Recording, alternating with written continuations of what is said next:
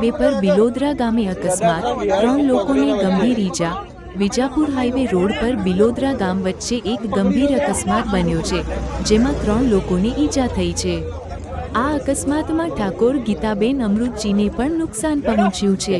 ઈજાગ્રસ્તોને તરત જ મહેસાણા સિવિલ હોસ્પિટલમાં સારવાર માટે ખસેડવામાં આવ્યા છે।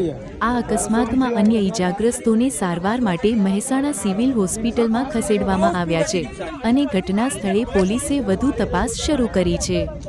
આ ઘટનાએ માર્ગ સુરક્ષા માટે લાઇટમાં સુધારા કરવાની જરૂરિયાત પર ફરી એકવાર ચિંતાઓ ઊભી કરી છે। અકસ્માતના કારણો અને વધુ વિગતો માટે પ્રકોપ ન્યૂઝના કમલેશ પટેલની માહિતી સાથે અમે તમારું અપડેટ લાવશું। વિજાપુર પ્રકોપ ન્યૂઝમાં વધુ વિગતો માટે અમારી સાથે જોડાયેલા રહો।